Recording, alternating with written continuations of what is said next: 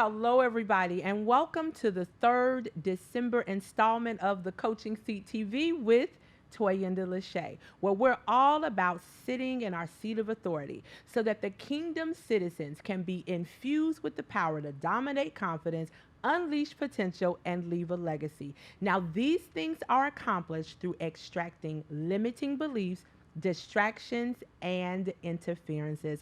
I am Toyinda LaShea, a prophetess, a best-selling author, business consultant, master coach, public speaker, mentor, and most importantly, a threat to hell's kingdom. In this installment, we have back in the studio with us pastor, prophetess, and coach Kimberly King. Coach Kimberly is an educator. She is the leader at Restoration Word Ministry in Elliott, South Carolina. She's a wife, a mother, and founder of Center for Hope, which is a nonprofit organization that was established to grow, support, and develop youth. Prophetess Kimberly is known for reviving, restoring, and rebuilding people in the community and in the body of Christ.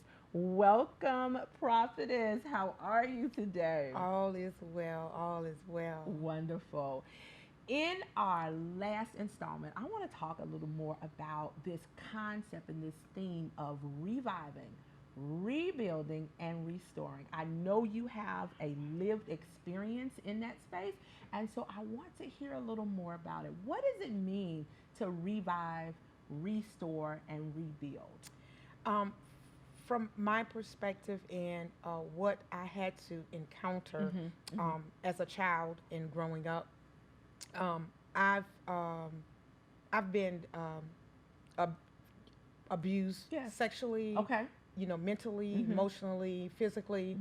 And so when you see people that have low self-esteem, Yes. or you see people that, is going just from one person to another. Right. And when you see people that are, addicted to drugs, you don't go back or normally we don't go back and look at what they've been through. Wow.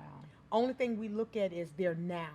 We don't look at, okay, so what led them to this? That's good. And so, me growing up and enduring all of that and understanding that, a lot of times people say you got to take counseling and you got to go through therapy, but I thank God that it was just me and God. Thank you, Lord. There were times when I should have been in counseling. Come on. But because of God's grace, and then He did allow me to go to, because I graduated from Coker. And so in that process, I went through two teachers. Okay. One was a alcohol abuse teacher. She taught, I think it was something with DSS, and last name was Motley. Okay. And in that class, God had me to journal. We had to do a journal for her class, and during that journaling was when I put on paper Wow. what I had to go through. Wow. And so I remember God saying, "This is for your healing process." And then there was another teacher. She was an English teacher, and I had to do some researching within myself. Wow. And doing that researching within myself, God said again, "This is for your healing process." Wow. So when you talk about rebuilding, restoring, and reviving, Yes. I've lived through that thing. Wow. And living through that, I know what it takes to help somebody else. Absolutely. And so when God gave us that as our theme and our foundation for the ministry, I understood that, okay, this is going to be a process where people are going to come in broken. Yes. We're not looking for people that's coming from, hopping from one ministry to the next. But we are Right. looking for people, and we have the doors open to people that really want to be healed for real. Absolutely. So I know that the term revive means to bring back to life. Yes, ma'am. My God, to resuscitate. Yes, ma'am. How do you do that with, an example, members of the church that have gone through abuse and their mind is not revived? What are some of the things that you all are doing? One of the things that we are doing is loving them where they are. Wait, look in that camera and say, loving them where they are. Loving them where they are. I love that. You know, a lot of times we try to repair people, and we try Yes, to Doctor. repair people Go ahead. to the place that we are, Oh, my. overlooking where they are. We just want to grab their hands and say, Mhm. come on, it's time for you to come out of this. Absolutely. But everybody has a process that they have to go through. Right. And see, what the process was for me, it may not be the process for the next person. Absolutely. So a lot of times we have to um, pray and ask God, give me the strategies on how to deal with this. But then when God gives me those strategies, I got to be in a place where I can execute those strategies. Absolutely. One time, God had me to actually do a week Mm. where we clean out everything in our houses, Wow. everything that Good. caused pain, Oh, my. everything that caused hurt, things that you've been holding on to for years, and you just, I got to hold on this because this serves some type of purpose, but now it's time to get rid of that. Oh, my and, goodness. and the testimonies that were received from that was the healing that took place. Mhm. It was memories that they were still holding on to that God told them to let go, but because they didn't have anybody to push them. Yes. So I have a few people that call me the pusher, and I don't I mind. love it. I love it. I love don't it. mind. I love it. I don't mind, because if I can push you Mhm. to be a better you, Mhm. and that's where the coaching Yes. came in. Yes. Because what I found out is what we as pastors were doing, we were giving them enough for them to come back to us, Ooh, you talking to now. be dependent upon us. Yes. Okay, let me fix you for the moment, and when you are broken again, you come back to me. And so when I took the coaching class, it helped me to realize you don't just fix them for the moment, Right. but you fix them to be able to help somebody else. Yes. Not just for them to heal, but to be able to help somebody else. Absolutely. And after I took the coaching class, what God said to me, you're not raising slaves, Come on. but Come you on. are raising disciples. Come on. And so when you look at the word slave Uh-huh. and you look at the word disciple, a slave can only do and be and go where you tell it to be, go.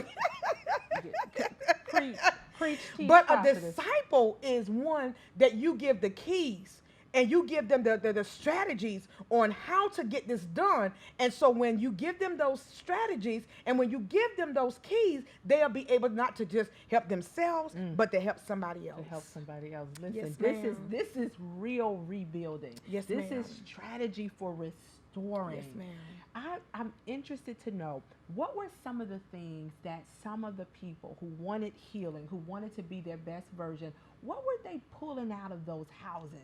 Oh, Just my give me some goodness. examples. Give us some examples. I had one that they had a baby clothing, Yes. and the child is now 17, I believe, Okay. and they were holding on to that. Wow. And I had some that were holding on to medication that was prescribed years ago. Mhm. And when she called me and she told me about it, she was like, if somebody would have came into my house right now, they would have arrested me, Yeah. because they would have thought that I was having a bootleg pharmacy.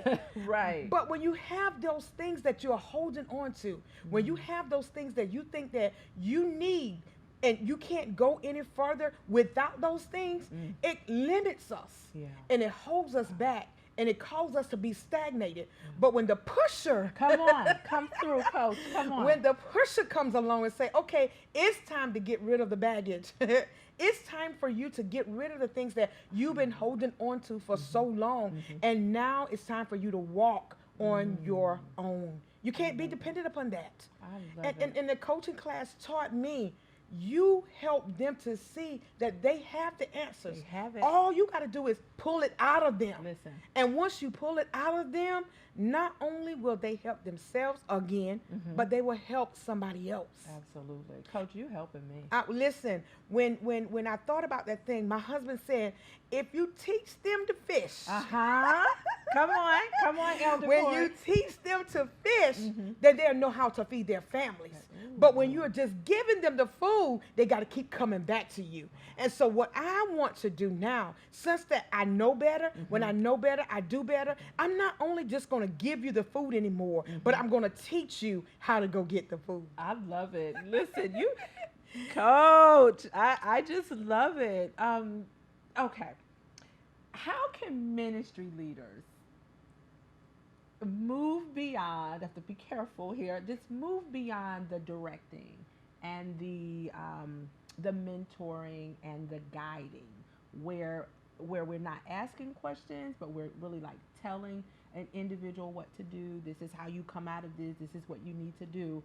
How can we encourage ministry leaders to implement coaching techniques or skills in the ministry? What do you think needs to happen first? Coach, I'm going to be honest with you. Mm-hmm. It is hard. Mm-hmm. It's hard because you can see the potential in the people, Mm-hmm.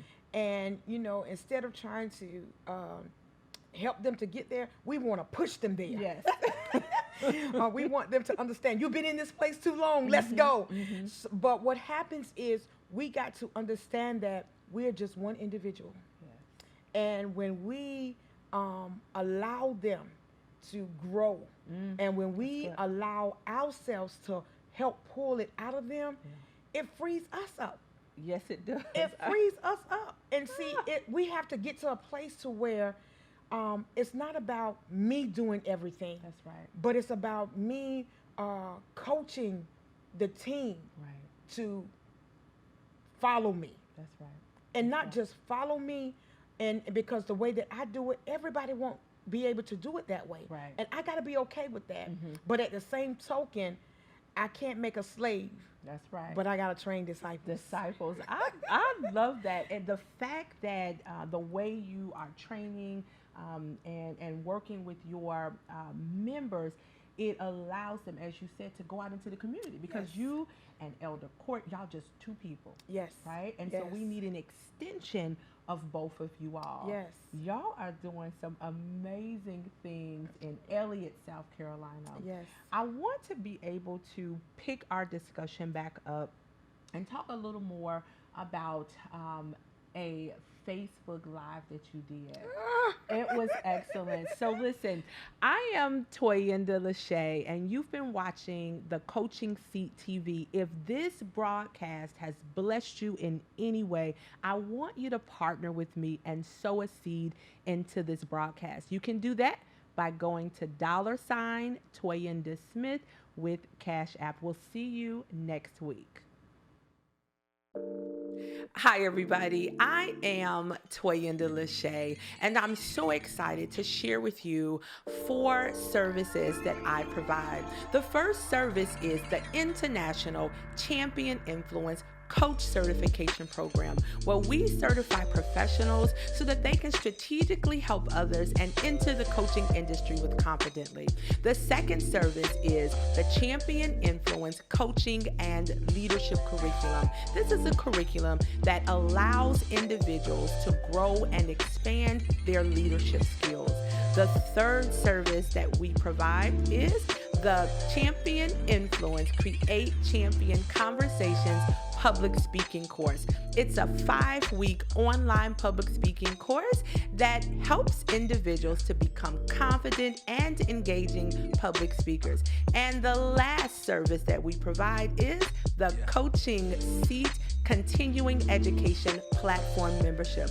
This is a membership site that allows fresh and new coaches to strengthen their coaching posture and walk in confidence in the coaching industry.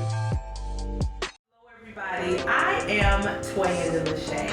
I'm the creator of the Champion Influence Coach Certification Program, and I've created some Champion Influence coaching flashcards. Now, these flashcards are for coaches who want to create a confident coaching conversation. There's 55 questions that you can ask your coachee to build a confident conversation.